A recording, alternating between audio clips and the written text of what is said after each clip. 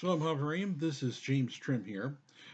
Due to popular request, we've increased our mic sensitivity, so that should increase volume levels for those who have complained that for their particular phone or whatever volume levels were low.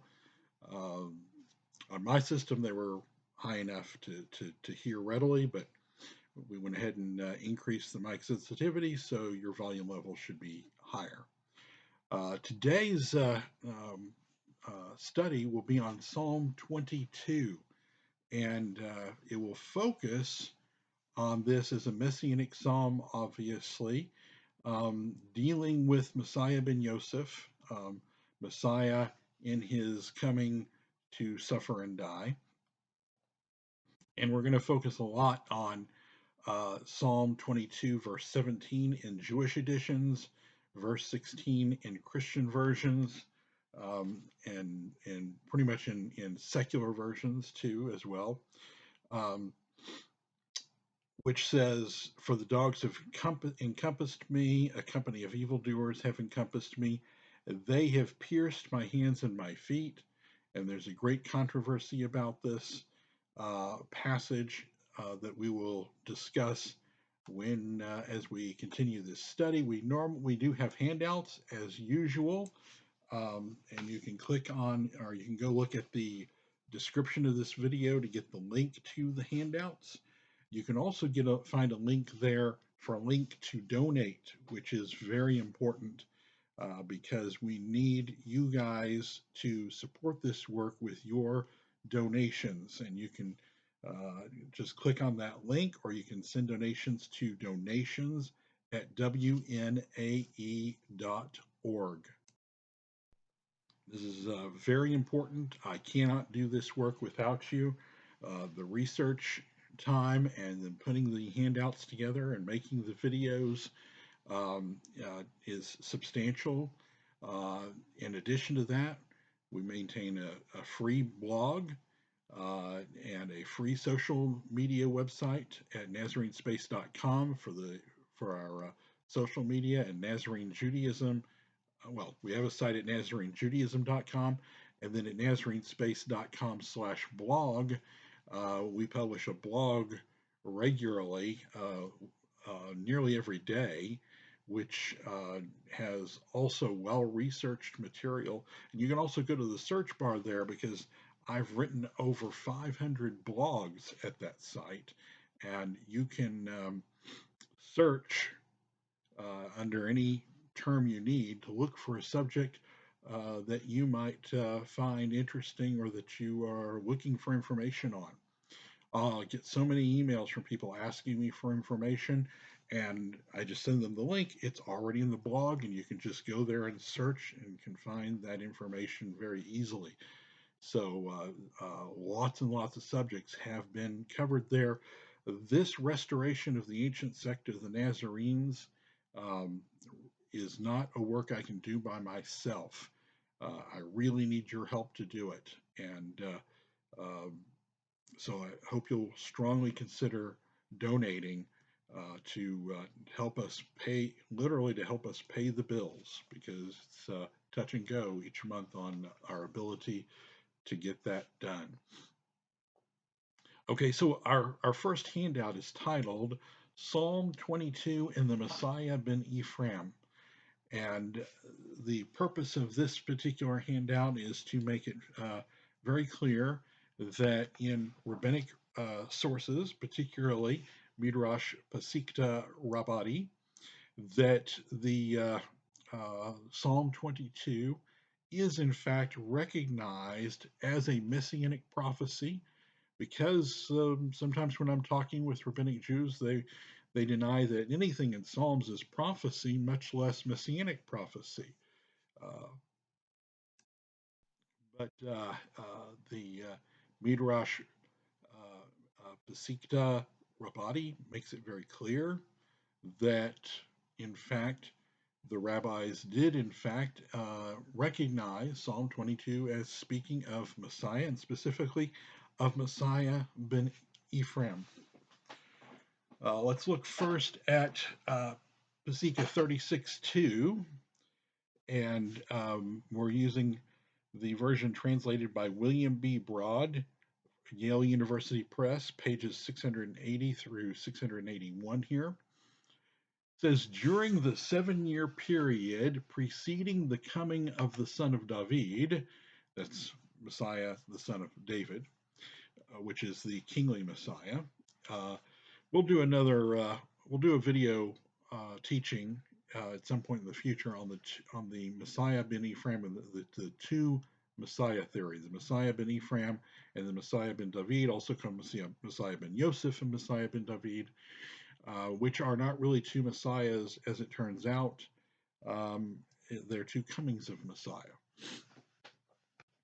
It says, during the 7-year period preceding the coming of the son of David, iron beams will be brought low and loaded upon his neck until the Messiah's body is bent low. Then he will cry and weep, and his voice will raise to the very height of heaven, and he will say to Elohim, Master of the universe, how much can my strength endure? How much can my spirit endure? How much my breath before it ceases? How much can my limbs suffer? Am I not flesh and blood? This is Messiah ben Ephraim, Messiah ben Yosef speaking. It was because of the ordeal of the son of David that David wept, saying, my strength is dried up like a potsherd. Psalm 22:16. We're going to get to where this ties into Messiah ben Ephraim here. Don't worry. During the ordeal of the son of David, the Holy One, blessed be he, will say to him, Ephraim, my true Messiah, long ago, ever since the 6 days of creation, you did take this ordeal upon yourself. At this moment, your pain is like my pain. So here we specifically mention, call him Ephraim, my true Messiah. And the Midrash is identifying him as the same as Messiah ben David. And what's also very important here is this reference to even since the 6 days of creation, which is a reference to the Yayin HaMeshemar. And we will do a video teaching on the Yayin HaMeshemar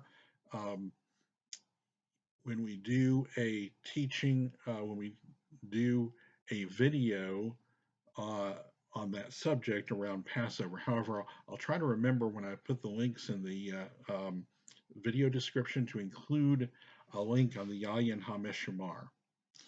Very important stuff about the this phrase. Ever since the 6 days of creation, you did take this ordeal upon yourself. In other words, is Messiah that is the Lamb slain from the foundation of the world, as we read in Revelation. At this moment, your pain is like my pain. At these words, the Messiah will reply, now I am reconciled. The servant is content to be like his master. Then in 37:1, Bashita Rabbati 37:1, we read, it is taught, moreover, that in the month of Nisan, the patriarchs will arise and say to the Messiah, Ephraim, our true Messiah, even though we are your forebearers, you are greater than we because you did suffer for the iniquities of our children, and terrible ordeals befell you. For the sake of Israel, you did become a laughingstock and a derision among the nations of the earth. That's a reference to Psalm 22. And did sit in the darkness, in thick darkness, and your eyes saw no light, and your skin cleaved to your bones. And your body was as dry as a piece of wood, and your eyes grew dim from fasting, and your strength was dried up like a potsherd. And this is also referencing Psalm 22. All these afflictions on account of your iniquities of our children. And then in uh, Bashita Rabadi 37:1, we also read, Ephraim is a darling son to me. My heart yearned for him. In mercy, I will have mercy upon him, says the Lord. Why did the verse speak twice of mercy? In mercy, I will have mercy upon him. One mercy refers to the time when he will shut up in prison, a time when the nations of the world will gnash their teeth at him every day, wink their eyes at one another in derision of him, nod their heads, that's a reference to Psalm 22, at him in contempt, open wide their lips to guffaw. As I said, all they that see me laugh at me to scorn. They shoot out the lip, they shake the head. Psalm 22:8. My strength is dried up like a potsherd, and my tongue cleaves to my throat, and you lay me in the dust of death. Psalm 22:16. Moreover, they will roar over him like lions, as it is said, they open wide their mouths against me as a ravening and roaring lion. I am poured out like water, and all my bones are out of joint. My heart has become like wax, it is melted in my innermost parts. Psalm 22, verses 14 through 15. So here we see very clearly that this midrash is in fact applying Psalm 22 to the Messiah. Um, and for more on this, I'll try and also remember to include in the links in the video description my commentary on Psalm 22 at Nazarene Space slash blog, nazarenespace.com/blog, where I've been slowly posting my online commentaries. Okay, so Psalm 22, verse 17, verse 16 in Christian versions, as I've said, very controversial verse. For dogs have encompassed me, a company of evildoers have encompassed me. They have pierced my hands and my feet. In his tape series originally in the 19, I think it was in the 1990s, um, certainly the early 2000s, Tovia Singer, a anti-missionary, made the claim in his Let's Get Biblical tape set.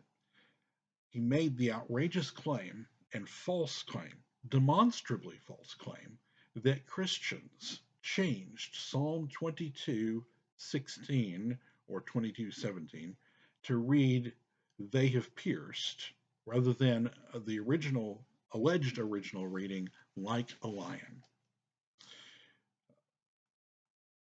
When to demonstrate that that is a lie, that either Tovia Singer is not done the basic research on the topic, or he's being intentionally deceptive. Either one disqualifies him from the whole argument. Um, so Psalm 22, let's look at our next handout is Psalm 22:17 um, uh, in Hebrew. So I have included here the Masoretic text on the handout and the underlying Hebrew behind the Septuagint. It's also attested to by other sources. We'll get to that in a minute.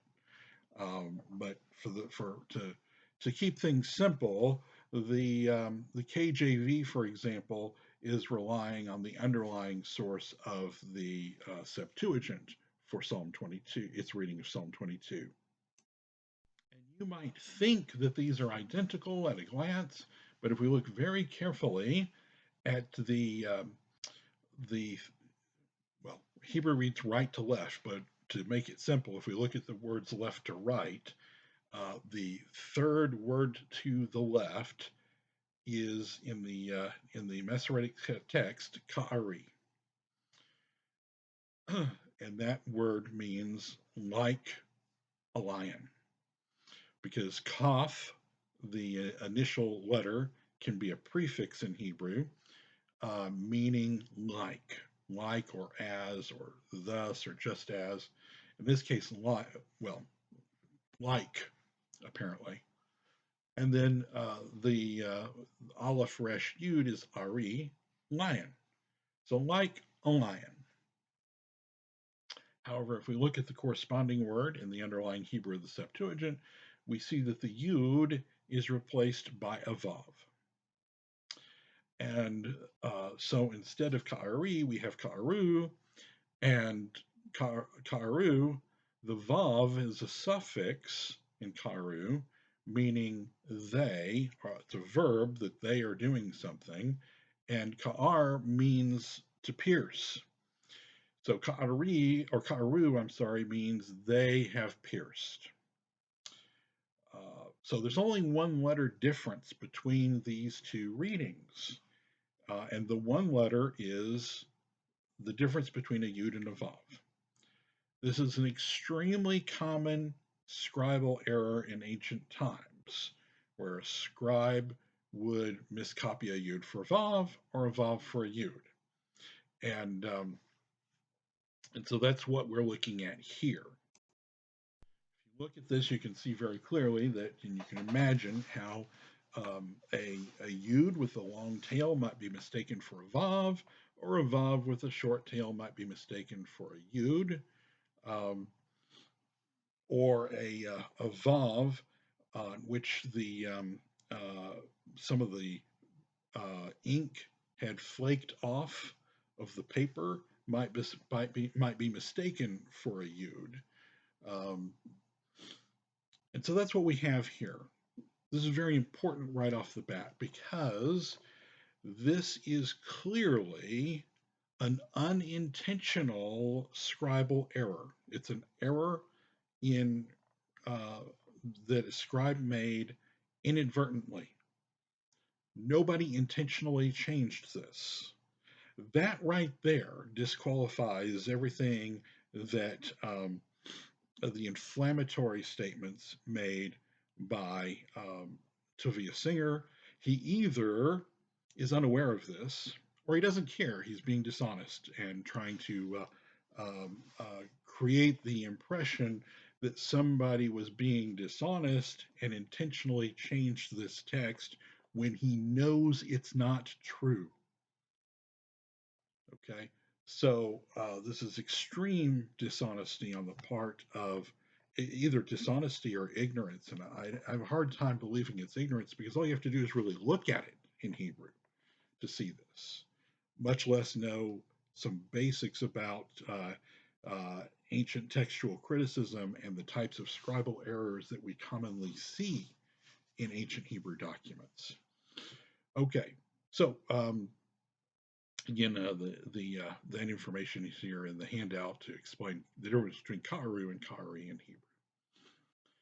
So we turn to our next handout, and it's Psalm 22:17 in the BHS, the Biblia Hebraica.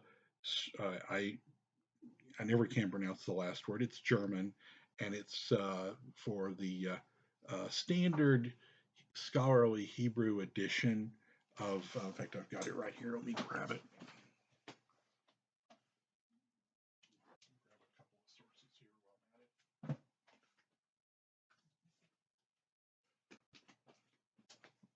That I should have had right here handy, ready to go. Anyway, so this is what we're talking about. This is text of the Masoretic text, and it has uh, the alternate readings down at the bottom from various versions and manuscripts, and very very useful book you should definitely have in your library. All right, so if we look at this, I transcribed the footnote to this verse right here on the handout, but then I deciphered it because the Biblia Hebraica uses um, very well. It's encoded basically, and it uses certain abbreviations that are helpful to know, and you can find in the introductions, and but it's hard to find them sometimes because they're in English, but they're also in German and so on. And so this is uh, the decipherment, the decoding of this footnote I have here. Basically, it means a few manuscripts read karu, kaf, aleph, resh, vav, and two manuscripts read karu, kaf, resh, vav. And the Greek Septuagint has, and it's got a Greek word for pierced. Okay.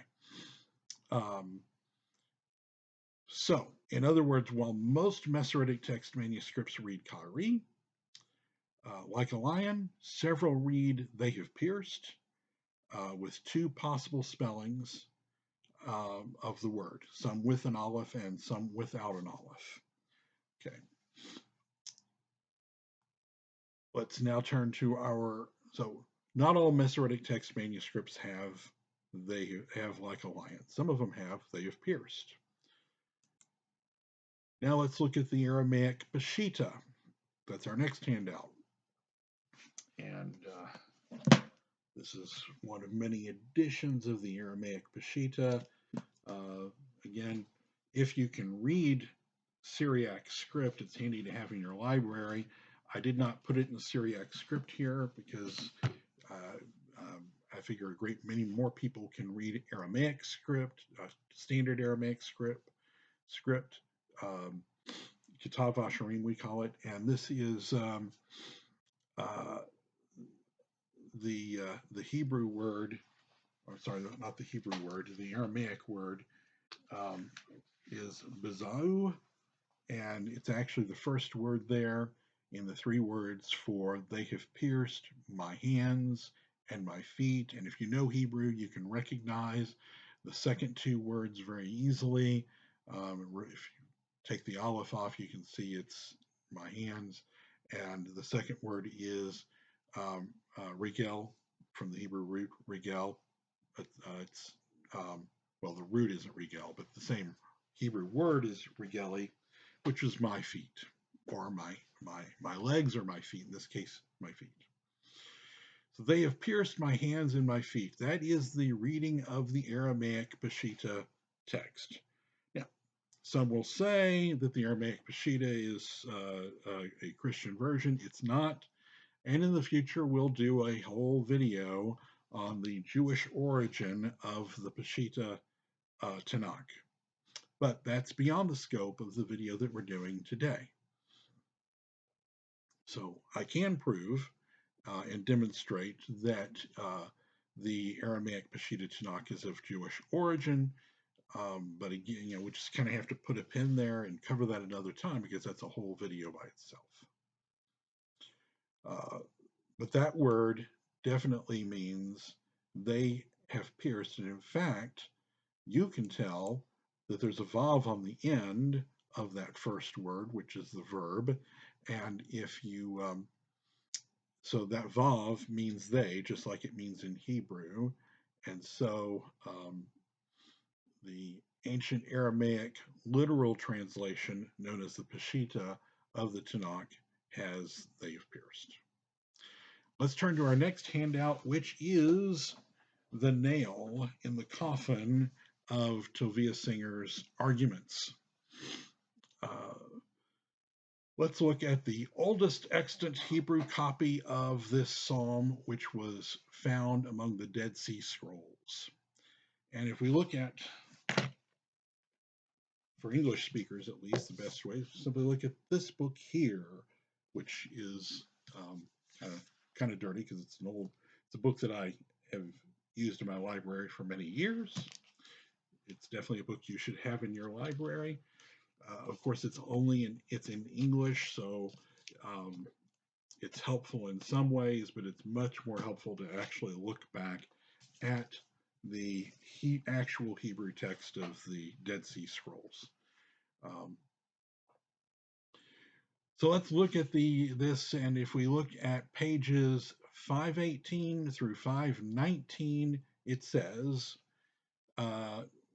we read, "They have pierced my hands and my feet." That's the translation. We're directed to footnote 41, which I have transcribed. And again, it's encoded with some abbreviations and whatnot. So to clarify, I put it in layman's terms here. And in layman's terms, that footnote says in the Dead Sea Scrolls manuscript designated 5/6 HEVPS,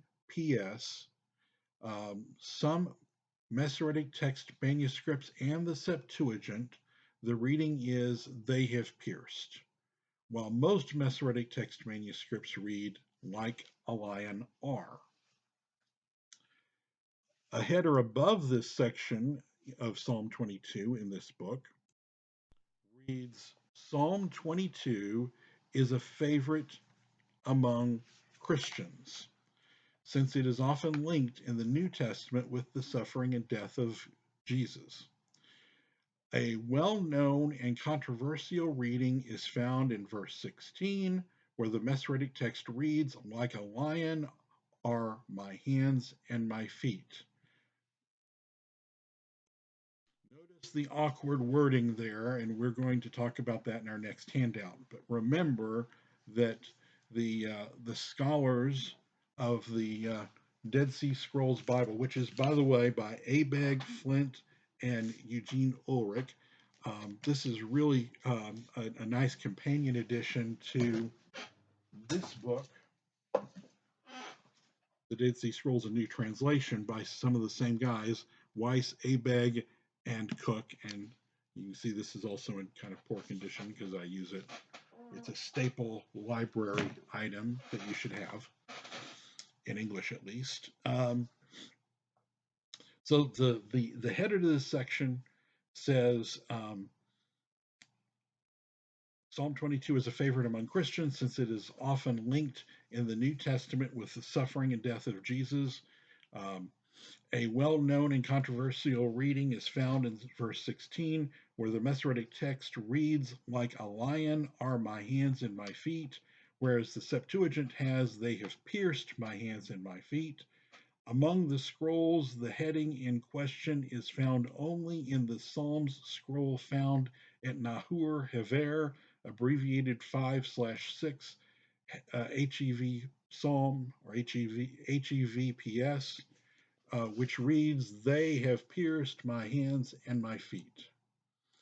So this is very important. This is telling us that if you were wondering, you're saying, oh, well, we have this controversy. The Masoretic text has one reading. The Bashita and the Septuagint have an alternate reading, a different reading. It's a scribal error. It's an unintentional scribal error between the difference between a Vav and a Yud. And we want to know which one is correct. And some Masoretic text manuscripts actually agree with the Septuagint and the Bashita, but we really want to know which is correct. And so one might say, well, let's look in the Dead Sea Scrolls and what they have. After all, in the Dead Sea Scrolls, we have the oldest manuscript of Psalm 22 that has ever been found. Of Psalm 22, verse 17, and by far the oldest, and contemporary to, and in fact older than the so-called New Testament. I say so-called because that's another information from other videos, etc. I prefer the name Ketuvim Netzarim, the writings of the Nazarenes. Um, but New Testament is the commonly used name for the 27 books commonly known as the New Testament.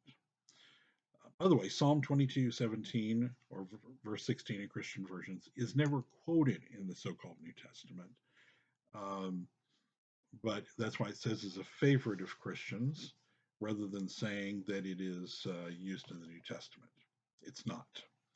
But it is an amazing biblical Tanakh messianic prophecy, and it's very important for us to know whether it's authentically reads, They have pierced my hands and my feet. So this is all very important, and notice that the scholars The Dead Sea Scrolls Bible translated the Masoretic text reading as "Like a lion are my hands and my feet." That gets us to our next handout, which is titled Psalm 22:17, um, uh, i.e., verse 16 in Christian versions, grammar. The grammar does not work for like a lion, since the phrase would lack a verb. Many insert additional words to attempt to make the text read like a lion, and then the words they are at are completely added, my hands and my feet.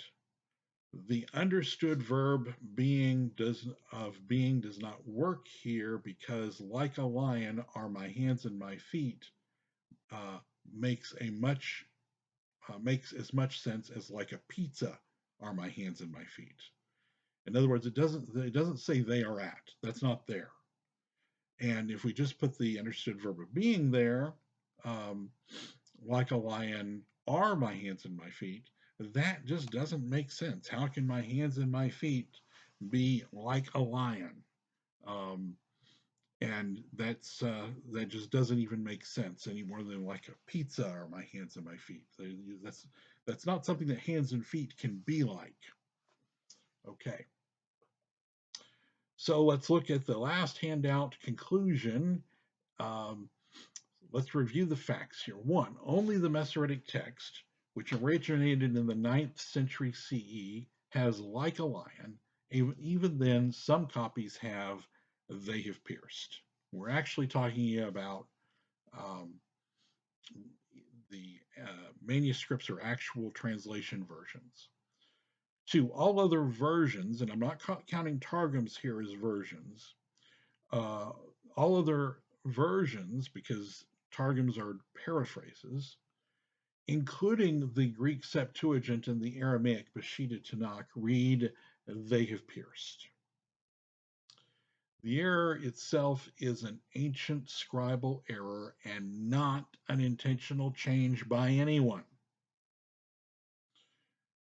By far, the oldest copy of Psalms from the Dead Sea Scrolls has they have pierced.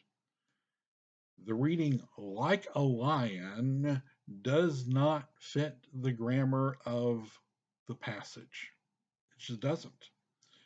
You have to insert words that aren't there to try and force it to make sense. And the academics that produced the Dead Sea Scrolls Bible were not willing to add those words, and so they correctly rendered the Masoretic text reading as like a lion are. Verse 6, several copies and versions from before the life of Yeshua they have pierced, and no copy or version prior to the 9th century has like a lion. One might argue for the Targums, but then we start getting into the oldest actual manuscripts of Targums and of those Targums. And we're talking about Psalms, so we don't have authoritative Targums to Psalms. Tovia Singer claims once again, Tovia Singer's claims once again are without merit. First of all, the scribal error is unintentional. Uh, that's quite obvious. Number two, the scribal error took place before the lifetime of Yeshua, and the evidence strongly points to the reading Ka'ari, Ka'aru, they have pierced, as the original reading of the verse, attested to by multiple ancient sources, the Septuagint, the Peshitta, the Dead Sea Scrolls. Um, so the grammar points to they have pierced. The oldest manuscript by far points to they have pierced. The multitude of ancient versions and readings supports they have pierced. Um, the evidence in support of the reading they have pierced is overwhelming. So Tovia Singer's claims are either made in ignorance or outright dishonesty. Uh, Someone took an earlier version, a shorter version of my presentation of some of these arguments, and they put it with Rabbi. They took the audio from that, and they took Rabbi Singer's claims, and they put them back to back as if somebody else had done this on the internet on YouTube. And I'll try and include that link also in the bottom in the video description. And it's very clear that he's either being dishonest or he doesn't know what he's talking about. So Psalm 22, 17 is clearly saying they have pierced. It's clearly talking about a pierced Messiah, a Messiah whose hands and feet have been pierced. We're going to talk about that concept in the in a couple of videos coming up in the next couple of weeks, hopefully, if I can get them prepared and done in time. Again, I need your help to do that stuff because time is money, sadly. That's the reality of it. And I have to feed my family, i.e., I have to feed my disabled wife who uh, suffers from chronic pain and is chronically ill and disabled. And uh, I'm asking you to help me do that as I continue to do this work for all of you. And because I mean, I don't need to do this work for me. I know this stuff, but I do this work to help all of you. And I'm hoping that you'll support that work by making donations at the link in the video description. We're actually in the red right now. We're um, uh, have a negative cash flow.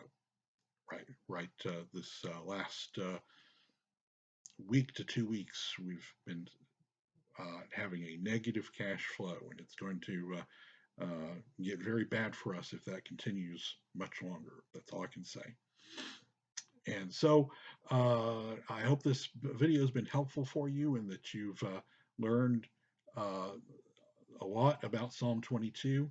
I'm going to also include in the links for this video a link to my commentary on Psalm 22, and I think I mentioned that earlier. So I'm going to try and remember all the things I promised to link, and if I forget some of them, tell me in the comments. Also, like this video, subscribe to this channel, and donate. Those are the three things we really need for people to do: like, subscribe, donate. All right. So until our next video teaching, I hope that the Lord will bless and keep you and grant you peace. Shalom.